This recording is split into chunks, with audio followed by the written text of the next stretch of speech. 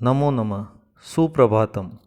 आज हम संस्कृत विषय के कक्षा 7 का चैप्टर नंबर 12 परमवीरः चंद्रशेखर नामक पाठ को पढ़ेंगे। इसका अर्थ है परमवीर चंद्रशेखर। इसमें सबसे पहले इसमें प्रश्न उत्तर फॉर्म में चैप्टर का शुभारंभ होता है। तव नाम किम। तव यानी तुम्हारा। तव युष्मद सर्वनाम शब्द है, उसका षष्ठी विभक्ति एक वचन है। तव यानी तुम्हारा, किम यानी क्या, तुम्हारा नाम क्या है। उत्तर मिलता है आजाद है, आजाद। फिर अगला प्रश्न पूछा जाता है तव पिता कह, तुम्हारे पिता कौन है या क्या नाम है, कौन है। तो उत्तर मिलता है स्वाभिमान, मेरे पिता का नाम स्वाभिमान है। फिर तीसरा क्वेश्चन पूछा जाता है निवास स्थानम कुत्र, निवास स्थान कहाँ है, कहाँ रहते हो। तो उत्तर मिलता है बड़े गर्व से कारावास यानी जेल। इस तरह के प्रश्न उत्तर कौन पूछ रहा है, तो अब ये हम आगे ये चीज़ पता चलेगी। एतादृशम उत्तरम आसीत, ऐसे, एतादृशम यानी ऐसे, उत्तर आसीत का मतलब थे, ऐसे उत्तर थे परम निर्भीकस्य, परम निडर, 15 वर्षीय 15 वर्षीय बालक चंद्रशेखर आजाद के। ऐसे उत्तर किसके थे, परम निडर 15 वर्षीय बालक चंद्रशेखर आजाद के। अनेन उत्तरेण क्रुद्ध, इन उत्तरों से क्रुद्ध यानी नाराज होकर, आंग्ल न्यायाधीश तस्मै 15 वारम वेत्राघातम आदिष्टवान। इन उत्तरों से क्रोधित होकर, क्रुद्ध यानी क्रोधित होकर, आंग्ल न्यायाधीश यानी अंग्रेज जो जज था, न्यायाधीश था, उसने तस्मई उनको 15 वार 15 वार, वेत्राघातम यानी छड़ी का प्रहार, डंडे का, बेत के प्रहार या डंडे मारने का आदिष्टवान यानी आदेश दिया। च चंद्रशेखर सहर्षम तम कठोरम वेत्राघातम असहत। और च का मतलब और वह चंद्रशेखर, उस चंद्रशेखर ने सहस्त्रम यानी प्रसन्नता से, तम कठोरम उस कठोर, वेत्राघातम यानी दंड छड़ी के प्रहार को, असहत यानी सहा। परम पुण्य वाराणसी नगरी महावीरस्य चंद्रशेखरस्य जन्म स्थानम आसीत। परम पुण्य वाराणसी नगरी में महावीर चंद्रशेखर का जन्म स्थान था। प्रसिद्धस्य क्वींस कॉलेज नामकस्य संस्कृत महाविद्यालयस्य दीप्तिमान छात्र चंद्रशेखरः राष्ट्रं प्रति आत्मानं समर्पितवान् आसीत्। प्रसिद्ध क्वींस कॉलेज नामक संस्कृत महाविद्यालय के दीप्तिमान यानी चमकते हुए छात्र चंद्रशेखर ने राष्ट्र के प्रति आत्मानम यानी स्वयं को, अपने आप को समर्पित कर दिया था। आसीत का मतलब था। जलियांवाला बाग कांडे आंग्ल शासनस्य नृशंसतां श्रुत्वा विचलितः सन् तस्मात् क्रूरशासनात् देशस्य मुक्तये तेन संकल्पः कृतः। जलियांवाला कांड में, जलियांवाला जो कांड हुआ था उसमें अंग्रेजी शासन की नृशंसताम यानी निर्दयतापूर्वक, निर्दयता को, श्रुत्वा यानी सुनकर, इसमें कत्वा प्रत्यय लगा हुआ है, इसका अर्थ कर होता है। श्रु यानी सुन, श्रु धातु है, तो सुनकर, विचलित होकर, सन यानी होकर, तस्मात यानी उस क्रूर शासन से, उस क्रूर शासन से, निर्दयी शासन से देश की मुक्ति के लिए तेन यानी उन्होंने संकल्प किया। उन्होंने इस क्रूर शासन से देश की मुक्ति के लिए संकल्प किया। सहस्त्रस्य संग्रामस्य कृते धन संग्रहार्थम अन्यैः सहयोगिभिः सह आजाद काकोरी नाम के स्थाने राजकीय कोशम अपहृतवान। इस सशस्त्र संग्राम के, कृत्य का अर्थ होता है के लिए, फॉर, इंग्लिश में फॉर होता है ना, के लिए, धन संग्रह के लिए, अर्थम का अर्थ भी के लिए होता है, कृत्य का अर्थ भी के लिए होता है। धन संग्रह के लिए दूसरे सहयोगियों के साथ, ये सह अव्यय शब्द है और इसका प्रयोग हमेशा तृतीया विभक्ति के साथ होता है। तो यहाँ तृतीया बहुवचन का यूज हुआ है सहयोगी भी में। तो अन्य सहयोगियों के साथ आजाद ने काकोरी नामक स्थान पर राजकीय भंडार को, राजकीय कोष को चुराया। अपहृतवान यानी चुराया। लाला लाजपत राय महोदय से घातकः सैंडर्स नामकः आंग्लः तै क्रांतिकारिभिः निहत। लाला लाजपत राय महोदय के मारने वाले सैंडर्स नामक अंग्रेज को, तई यानी उन्होंने, क्रांतिकारियों के साथ निहत यानी मारा। केंद्रीय विधानसभायाम एतेषां विस्फोटेनेन आंग्लशासनम अपि भयाक्रांतं जातम्। केंद्रीय विधानसभा में इनके विस्फोट से अंग्रेजी शासन, मतलब इन्होंने वहाँ बम फोड़ दिया था, तो इनके विस्फोट करने से अंग्रेजी शासन में भी भय पैदा हो गया था। मतलब इन्होंने जो बम फोड़ा तो उससे अंग्रेजी शासन भी हिल गया था, डर गया था। भारत माता पराधीना अस्ति। भारत माता पराधीन है, अस्ति का मतलब है।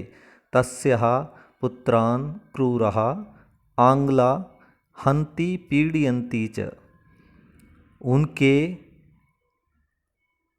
पुत्रों, तस्या यानी उसके, किसके, भारत माता के पुत्रों को क्रूर अंग्रेजी जो शासक थे, अंग्रेज थे, वो मारते थे और पीटते थे। भारत माता के जो पुत्र थे उनको क्रूर अंग्रेज मारते थे और पीटते थे। अतः यथाशीघ्रम एते विदेशिकः गच्छेयु। इसलिए शीघ्रातिशीघ्र ये विदेशी जाने चाहिए। गच्छेयु यानी जाएं, ठीक है। भारत मातुः परतंत्रतायाः मुक्तिः भवेत् इति क्रांतिकारिणां ध्येयम् आसीत्। भारत माता की गुलामी से मुक्ति, भवेत का मतलब होनी चाहिए, भारत माता की गुलामी से मुक्ति होनी चाहिए। इति यानी ऐसा, क्रांतिकारियों का, ध्येय का मतलब उद्देश्य, आसीत का मतलब था, ऐसा क्रांतिकारियों का उद्देश्य था। तदर्थमेव गृहं परिजनं च परित्यज्य ते आंग्लशासनं विरुद्ध्य सहस्त्रं संग्रामं कर्तुं योजनां कुर्वन्ति स्म। वही तदर्थ में उस तरह ही गृहम यानी घर और परिजन, उसके लिए ही घर और परिजन को त्याग कर, परित्यज्य ल्यप प्रत्यय है, उसमें यह शेष रहता है, इसमें का अर्थ भी कर होता है, तो त्याग करके। इसमें कत्वा प्रत्यय और ल्यप प्रत्यय में यह अंतर होता है कि कत्वा में केवल प्रत्यय लगता है पीछे, जबकि ल्यप में पीछे प्रत्यय के साथ आगे उपसर्ग भी आता है, तो यहाँ परि उपसर्ग है। ठीक है। त्याग करके वे अंग्रेजी शासन के विरुद्ध सशस्त्र संग्राम करने की उन्होंने योजना बनाई। ठीक है। अहो परंतु अहो कालस्य कुटिला गति ही, परंतु अरे काल की टेढ़ी गति 1931 ईस्वीयस्य फरवरी मासस्य द्वाविंशतमः दिवसः भवति स्म। परंतु फरवरी द्वाविंशतम यानी 22 फरवरी 1931 ईस्वी का दिन था। भवति स्म यानी था। परमवीर चंद्रशेखर प्रयाग नगरस्य अल्फ्रेड नाम के उद्याने उपविष्ट आसीत्। परमवीर चंद्रशेखर प्रयाग नगर के अल्फ्रेड नामक नगर के उद्यान में, बगीचे में बैठे हुए थे। उपविष्ट यानी बैठे हुए, आसीत का मतलब थे। सहसा स आंग्ल सैनिकई परिवृतः अभवत, अचानक वह अंग्रेजी सैनिकों के ने मतलब चारों ओर आ गए। अंग्रेजी सैनिकों ने उन्हें चारों ओर से घेर लिया। तदापि परम साहसेन स्वस्य गुलिका चक्रेण, परंतु तदापि परम साहसेन मतलब उन्होंने परम साहस से स्वयं को गुलिका चक्रेण स अनेकान सैनिकान पातितवान, गोली से मतलब रिवाल्वर से, गुलिका चक्रेण रिवाल्वर से उन्होंने अनेक सैनिकों को मार दिया। परंतु आजाद एकाकी एव आसीत, परंतु आजाद अकेले ही थे, अकेले ही थे। एकाकी का मतलब अकेले, एव का मतलब ही। सैनिक कहा बहुसंख्यका च, और सैनिक बहुत सारे थे, बहुत सारी संख्या में थे।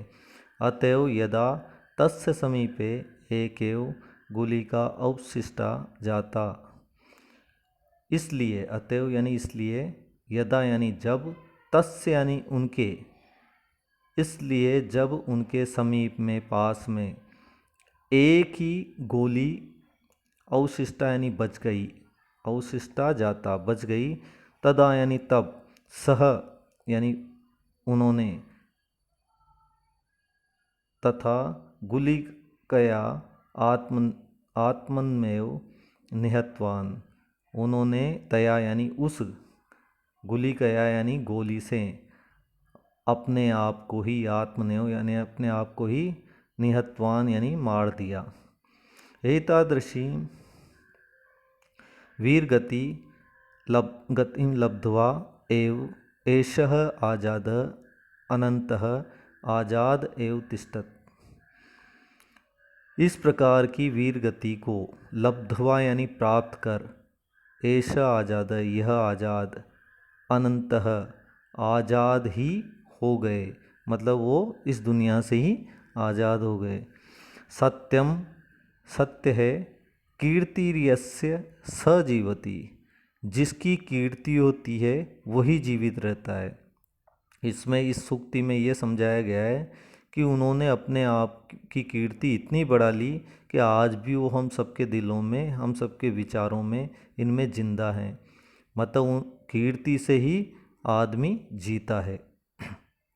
ये आपका चैप्टर कंप्लीट हो गया। ये शब्दार्थ है, शब्दार्थ सारे याद करने पड़ते हैं, तभी आप इनका अनुवाद कर पाएंगे। समझ के इसको याद करें। शब्दार्थ के बाद आपके प्रश्न उत्तर आते हैं। मैंने आपको हमेशा से बताया है कि प्रश्न उत्तर आपको अपनी बुक में पहले पेंसिल से सबके प्रश्नों के उत्तर खुद को लिखना है, अपने आप खुद से दिमाग लगा के इनको लिखना है। और जब पूरे लिख लो आप, तब फिर इसके नीचे इसकी उत्तरमाला दी हुई है, उससे आप इसके आंसर चेक करें। जो गलत जाएं उनको सही करें, याद करें, फिर उसके बाद आपका ये काम कंप्लीट होगा, है ना। डाइट हमेशा पहली बार में ही आंसर नहीं देखें। तो पहला है संस्कृत में उत्तर दें, ये मैं हर बार बताता हूँ। प्रश्न पढ़ें, उसका हिंदी अर्थ करें, फिर समझें आंसर क्या होगा। आंसर के लिए आपको केवल एक शब्द हटाना है, वहाँ आंसर सेट करना है और बाकी पूरा प्रश्न वैसा का वैसा रहेगा। जैसे पहले में कस्य, ये हटाना है, दूसरे में कुत्र, तीसरे में किम, चौथे में कुत्र और पांचवे में कह। अगला दूसरा प्रश्न है, निम्नलिखित शब्दों के अर्थ लिखें। तो इसमें शब्दार्थ है, ये शब्दार्थ में मिल जाएंगे ये सारे, ठीक है।